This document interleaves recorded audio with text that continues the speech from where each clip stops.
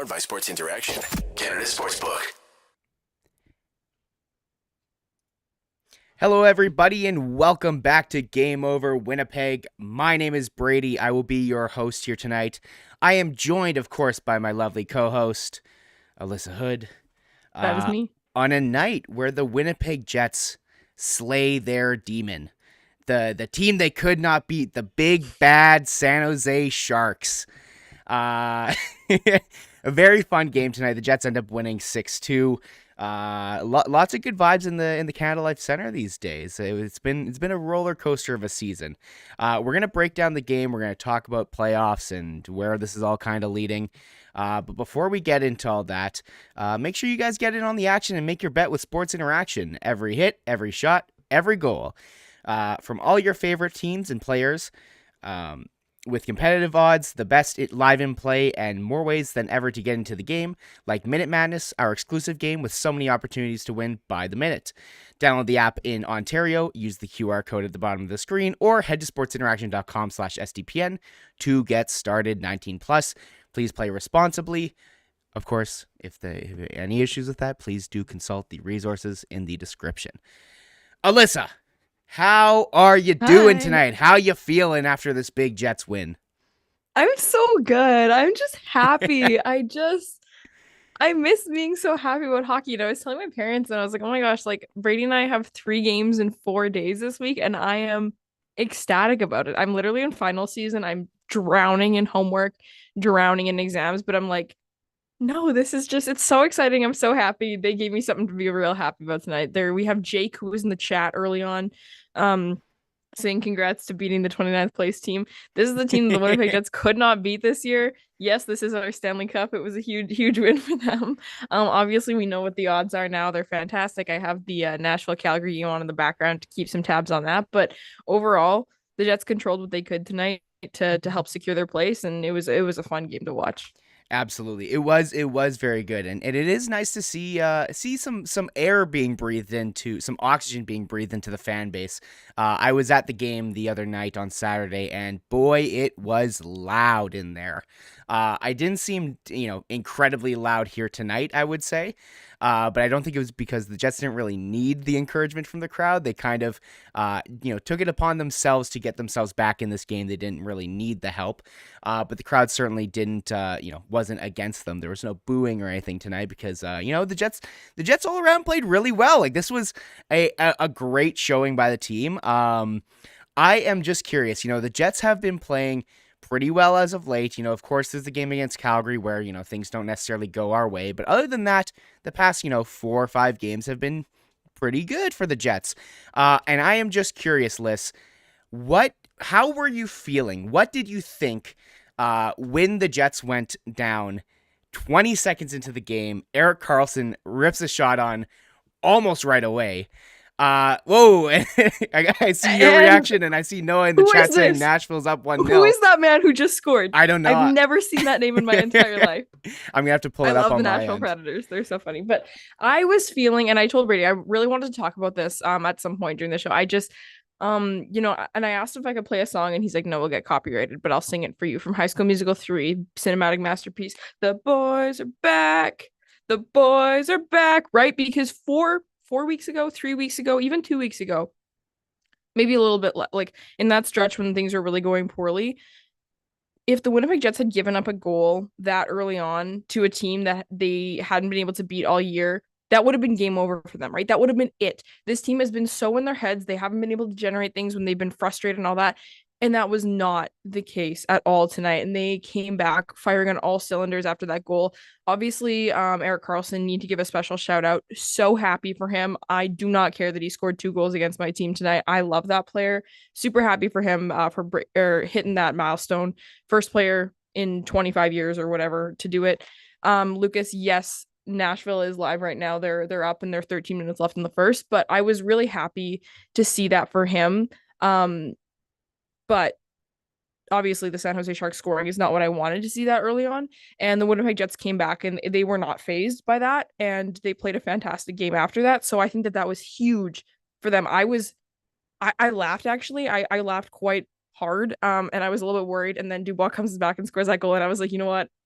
I'm not worried. I'm not scared.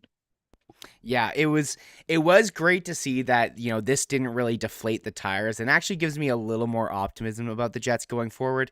Because, the big issues that we've felt with this team has always been kind of, mental as well as effort related.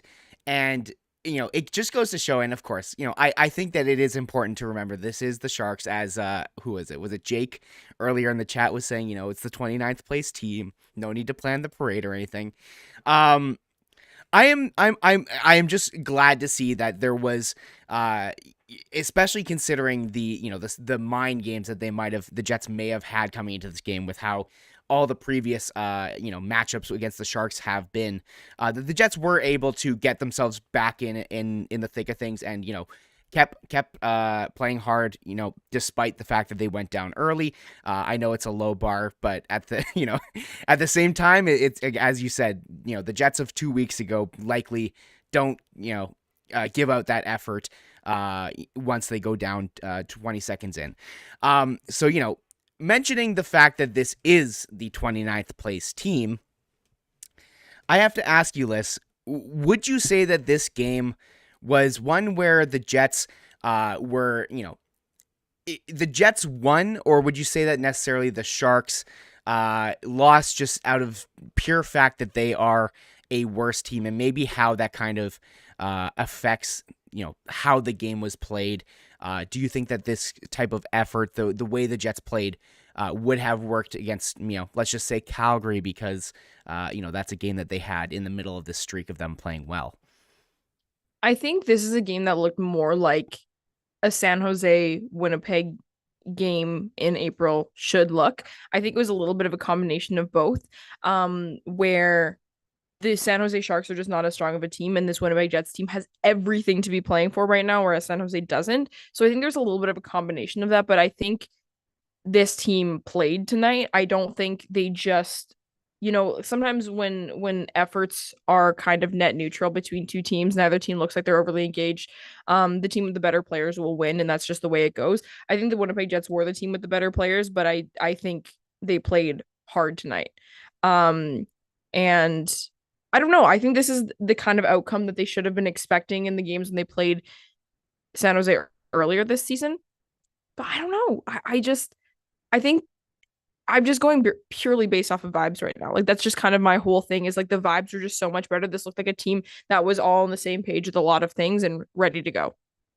Yeah, I think I would agree with you, and regardless, you have to take a game at face value. At the end of the day, you can always say, oh, it was the 29th place team. Regardless, this was a game that the Jets needed to win and come out and have a big effort again on, especially considering 3 games left in the season. 2 of them are against teams that are in your division, near the top, that are battling for that top spot. This was a game that they needed to win, and I will say I do think that this game would have likely gone a bit of a different way if they played against a harder team, in my opinion. I think that the Jets would not have been able to maintain as much zone time as they did, as well as create, and naturally through that is kind of the Mark Scheifele way of him saying, I prefer to try and break down teams' offenses rather than just firing them on net. But what I really, really liked about the game that the Jets played tonight was that they were driving the net. They were playing like how they should. This is the Rick Bowness system. They got a ton of shots. But if you look at the goals here tonight, like, okay, so the power play goal, we can isolate that one because it's a power play. But regardless, they get the puck to the slot. They find a way to create a high danger slot shot for Dubois there.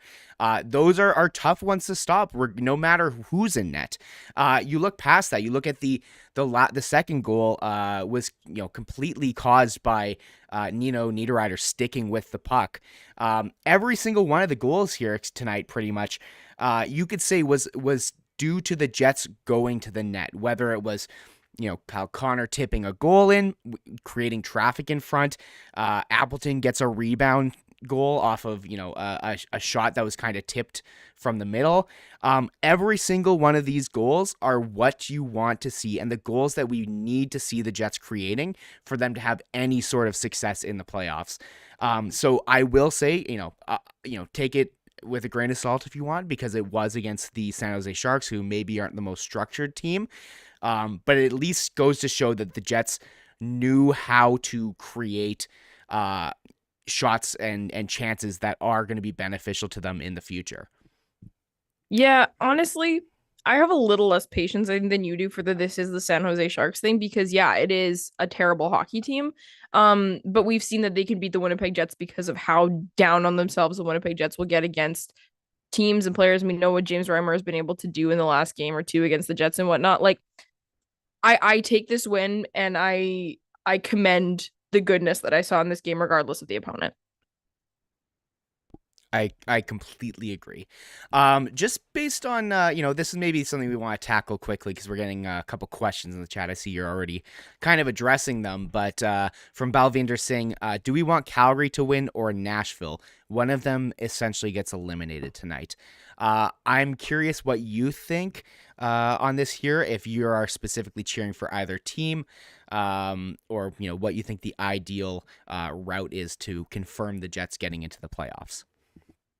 Yeah, so I still consider Calgary to be much more of a threat than the Nashville Predators, just as far as the schedule they have left. Of course, they have San Jose left to play, and Nashville has to play Minnesota and Colorado. So not that either of these teams making the it's us or them at this point, so I don't care which of them is a better or worse team. Strength of schedule favors the Calgary Flames. Points currently favor the Calgary Flames. So I'm cheering for Nashville tonight. But above all, I'm cheering for a regulation win. I don't want a 3-point game out of this one.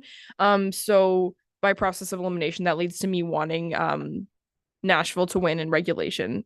Worst case scenario for me is Calgary winning in overtime. Yeah, absolutely. And with the way it sits right now, the Jets are sitting at 93 points.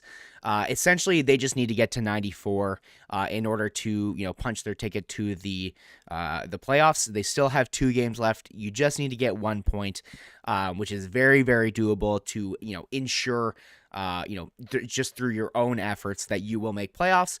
Obviously, the worst thing that could happen for the Jets, the worst way the Jets could make playoffs is they trip and fall over themselves over the next 2 games. And then, both whoever it is that wins tonight between Nashville and Calgary ends up also tripping over themselves, and just allowing the Jets to get in. But yeah, regardless, they just need to get to 94 points, and then they are officially in, just based on they do hold the regulation overtime wins tiebreaker. But either way, it is looking very probable that the Jets will make playoffs. It's sitting, I think, around 89, 90%, just based off of Money Puck's model.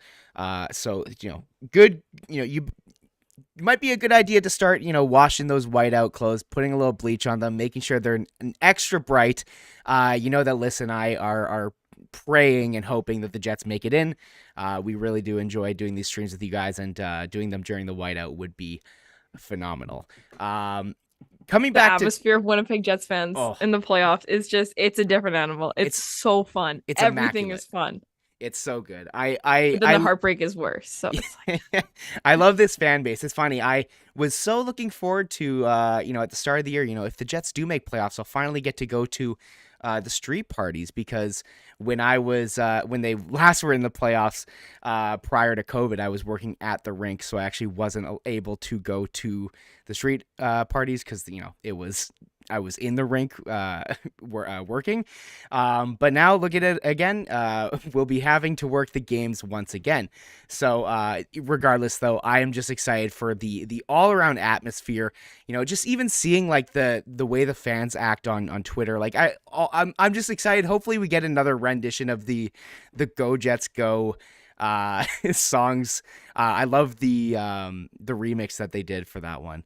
I would love to hear another one and get another video for that personally. But anyways, enough about playoffs. We'll get there eventually, hopefully. And let's return back to this game here. Lyss, I'm just curious, was there any player here tonight that you wanted to give maybe, a player of the game you wanted to shine a little bit of light onto? Who do you think had a fantastic evening here tonight?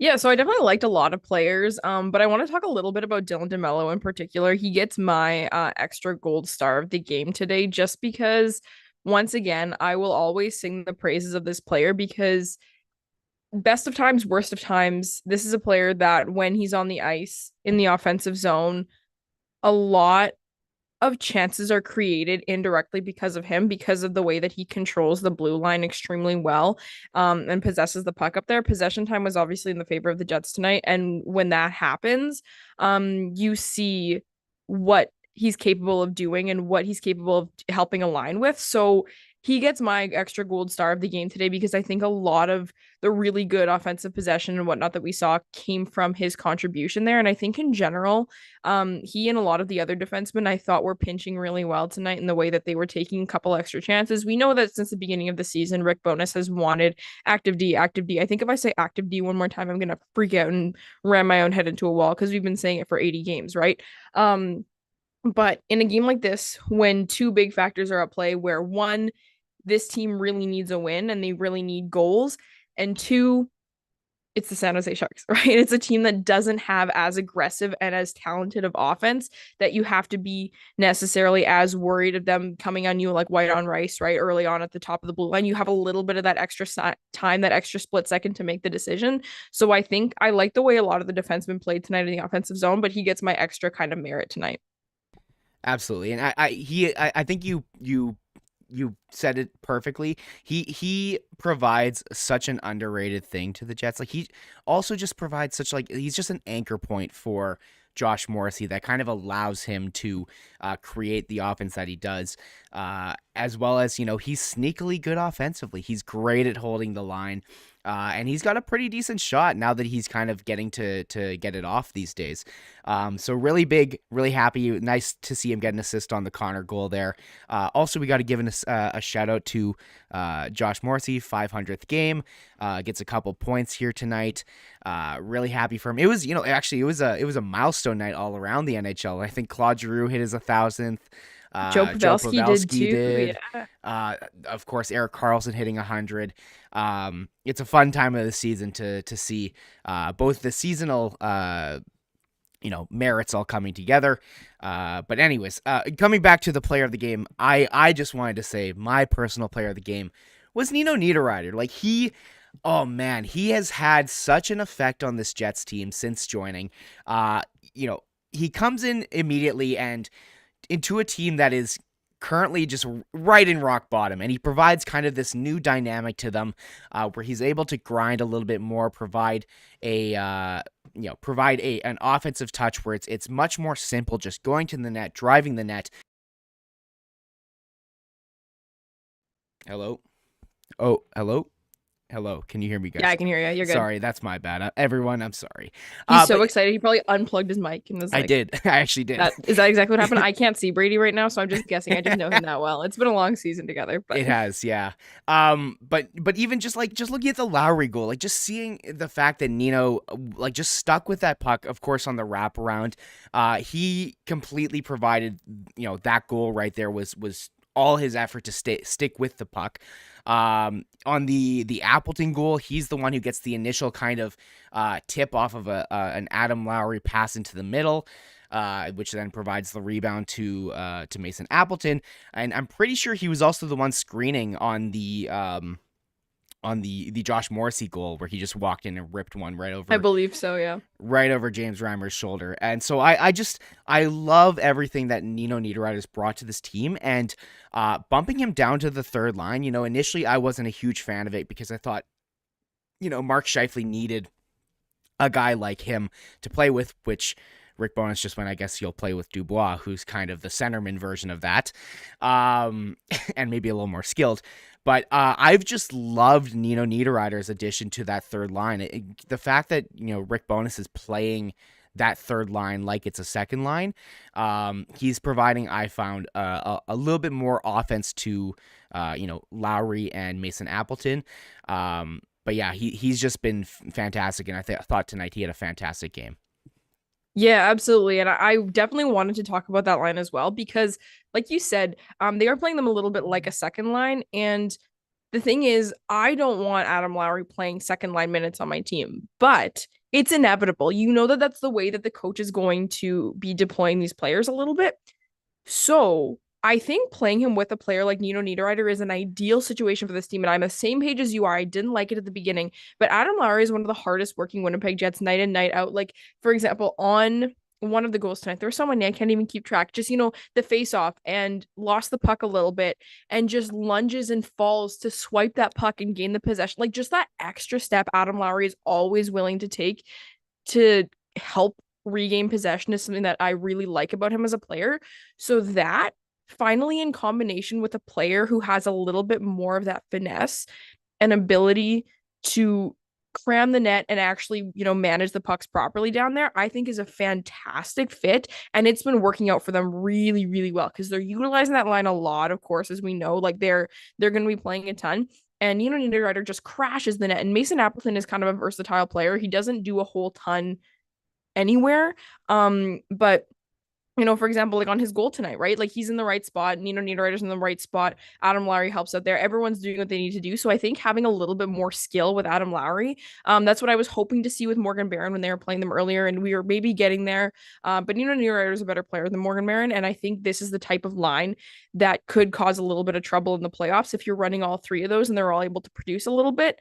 I don't know. There's some exciting stuff going on there. So I really like the third line's play tonight, and particularly Nino Niederreiter. 100% agree with your star of the game.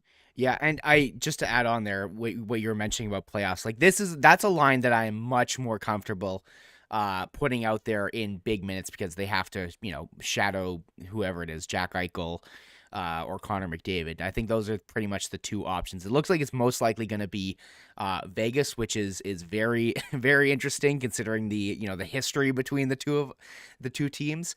Don't remind me. And now Mark Stone is skating again, which is not good. Color me shocked.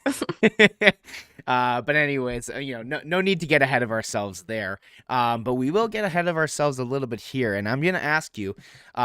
We already talked kind of what specifically, we already talked a little bit about how the Sharks are the Sharks. But regardless, I'm just curious what you thought in regards to what do you think the Jets can take from this game, and need to make sure that they apply it once they do hit the playoffs, assuming they do, of course. What do you think they need to ensure that they are doing that they did tonight? Yeah, and I actually kind of want to go back to so Maya had a question in the chat and she was just curious. She's a Bruins fan, so I wanted to congratulate her on the wins record. That's dope as heck, and I love the Bruins. She wanted to know what happened to the Jets when they were in first in their division a couple months ago, and now they're in a wild card spot. So all of that to me was a whole bunch of things happening at once that now are starting to work a little bit better, particularly the power play. That's something huge. That's a little bit more tangible. A lot of, we could talk about vibes, this, that, whatever, because it's a very real thing. But this team's power play was in the doghouse. They were creating nothing. They weren't capitalizing. There was nothing going on there, and it looks a little bit better. And a strong offensive team needs to have a good power play in order to succeed in the playoffs. And we're getting closer to that with this team, which is really, really encouraging for me. So that's something, 2 power play goals, I believe, tonight, which is always great. So that's something that absolutely needs to persist. I really like that. I want the active D to continue. I said I wasn't going to say that anymore, but not just active for the sake of being active, but actually contributing in positive ways. I've been loving the point shots, taking an extra step in and shooting low and creating chaos in front of the net. They've been doing a lot more there. They've been tiring out goalies. They've been drawing penalties from defenders getting frustrated. There's been a lot of good that's been coming from better defensive shots. And that's something I think that was kind of on the back burner for a little bit early on. And I think running with the line combinations they have going right now. I don't think I ever thought I would say this when I saw these first lines, and I feel like I would never say this about a team ever, because I love line shuffling and I always feel like there are different optimal combinations, but they're working right now. I really like this situation, Lucas says in the chat, you can slot Perfetti into Appleton's spot when he comes back. Can you imagine? Can you imagine running that Mark Scheifele, Pierre-Luc Dubois, and Cal Connor line against whatever team's second or third line? And then you have the Nemestikov, Ehlers, and Wheeler line, which seems to be working right now. Wheeler hasn't looked like he's still making some similar errors and whatnot, but it seems to be mitigated by Ehlers and Nemestikov, because I think that they're just a really fantastic pairing, and they also they back check pretty well, so I feel like they don't get hemmed in as much, which is where I feel like we see some of those Wheeler mistakes. So we're just not being put in the position where we have to see them as often anymore and stuff like that. I don't know. I just think the power play and just the internal motivation and caring and inspiration of just like playing good hockey, that is like the least analytical thing that I feel like I could ever say. And I don't know why SDPN pays me to say just keep the vibes up, but like just keep the vibes up, you know? Well, I mean that they floated on vibes for the first like 3 months of the season. I mean, that's kind of how entirely it was entirely vibes. Josh Morrissey was playing super well. Rick Bowness was a new head honcho in town, and everyone was excited about it. And like, I don't know, Mark Scheifele was scoring a lot. Like, what were things that were going well? The penalty kill was good. Like, both of the special teams were good. Like, it was entirely vibes. It was entirely vibes. And Kate, Maya is just hitting the nail on the head. Every single one of these things. She says Perfetti has been missed badly. Dude got hurt, and this team just fell apart. So I think bringing the vibes back, scoring more on the power play, and leaning into this crowd that they got going on. That crowd looked like a lot of fun tonight, and you just know it's going to be a million times better if they can make it to the playoffs. Oh, I cannot wait to see. Just there's something so awe-inspiring of just seeing everyone dressed together in white and cheering on the team. Like the Canada Life Center, it's one of the smaller buildings. Of course, it's no Mullet Arena, but it gets loud in there. It gets real loud, especially during the playoffs. As I said, I was lucky enough to be in the building during that run, and it was some of the most fun I've had, even if I was working. It's just fantastic. I love the atmosphere that we have when the team is playing well, and it is fantastic to see that the Canada Life Center is having fun with it, and the vibes are up, as you said. I think you kind of hit the nail on the head. Going back to the lines, like the lines have been fantastic. I love the fact that Mark Scheifele now doesn't have nearly as much, defensive responsibility hoisted onto him. The only thing I would be concerned about is, how that line is going to react when they are playing against, a top, another team's top line or even their second line. I'm just interested. I'm not saying it's going to be bad or anything like that. I'm just curious how it ends up going, if it continues the success that they've had. I do really like that second line. Of course, I will always. I'm sorry, guys. I always have to give Wheeler a little bit of tough love here, but I just think that his minutes are best played. I think he's the player, if anything, we look at this team and in my opinion goes, that's the guy you need to manage his minutes and try to get the most out of him. But Rick Bowness already says that about Nick Ehlers, so it's interesting how they're both on the same line. So it's a give and a take. I think the best version of that line likely doesn't have Blake Wheeler on it, but I digress. I will leave that there. But other than that, these lines have been working very, very well. And as we talked about, bring Cole Perfetti back, assuming that he is able to join the lineup again. I don't even know who gets taken out, because there's something about Saku Maenalainen that the coach just loves. And there are things. He's fantastic on the penalty kill. That is his bread and butter. The issue is, other than that, not quite the best player. I don't see them taking out Morgan Barron. I don't see them taking out Kevin Stenlund, Mason Appleton, no way. And I would love to put Perfetti in that Appleton slot, but I do realistically, if that line is going up against another team's top line or second line that they need to shut down, there's no way that Perfetti is being added to that line, right? No, my vision on that is that I think, just due to the fact that Cole Perfetti at his healthiest, his biggest weakness is the speed of the game. And that's not I could talk for hours about how that's not that detrimental when it comes to him. I worry about him, and I wonder if they're even going to try and slot him back in, to be completely honest with you. Like, obviously, if they were to, like, make the second round or something, it'd be a different story. But in order for him to make it into the lineup in any capacity, I think they'd probably be rushing him back from his injury a little bit. And if he's not fully ready, it probably won't be. I don't know. I don't see it happening. And if they like he to does, ease their players into exactly, after injuries. Yeah. exactly. And if they do, like Sacramento line is the only one that I feel like Kevin Stenlin is a maybe for me, but we know how this team he's a finds. face-off guy. Like He's a face-off guy. We that's know the how issue. that's where I was gonna go, is that we know how this team likes to define their players, and they're an eye for an eye when it comes to slotting guys in and out. When Sacramento lining comes out, they're never gonna put someone in there who's not a penalty killer. Like, that's just not how they roll. So I struggle to see. To me, the most likely, genuinely, is probably Morgan Barron as a swap. But I just don't see that happening. Like, I really don't see Cole Perfetti joining this team until October. Yeah, I think about, like, if I was I would just put him directly in where Blake Wheeler is, like, perfect. Like, I wouldn't take Blake Wheeler out. He deserves to play. He's good enough to still play, of course, in this league. But I just think that would be a line that would work well, and also maybe, I personally have I have a better opinion of Cole Perfetti's defense than maybe the coach does, just because he's, a rookie or whatever. But he is, in my opinion, better defensively than Wheeler. So I think then maybe you could get a little more confidence going with being able to play that line in their defensive zone. He also previously was a center, so he can maybe take some of those draws as well, because he doesn't seem to trust Nemestikov. And, actually, just a small thing about the lines, like, I just feel that like, as much as I like how it is, I feel like that Nemestikov, Ehlers, Wheeler line just gets kind of left in the dust sometimes, because either, Oh yeah, it's not enough to be a second line. well, but the issue is that Rick Bowness doesn't trust them enough to let them take draws in their own zone. And there were times tonight where I was like, I would be, this is when they're supposed to go on to take this draw in the offensive zone.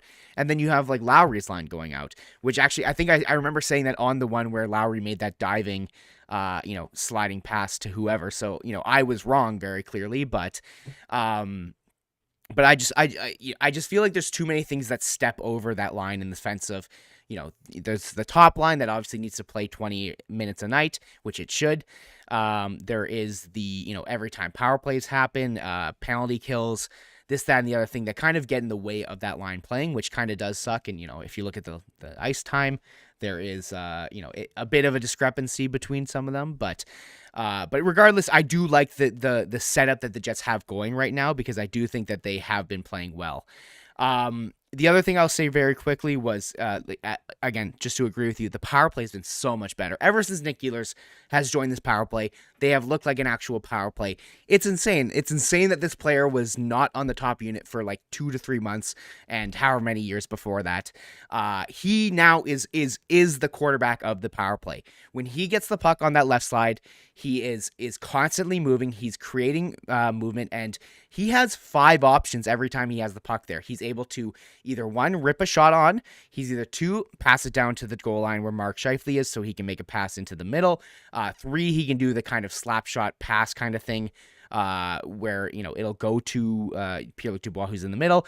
If they're not watching the seam pass across to Connor, we already saw how that works the other day. Mm-hmm. And then, of course, there's always Josh Morrissey giving him help back there. So they've been fantastic. Your power play is infinitely better when your anchor is not the point guy.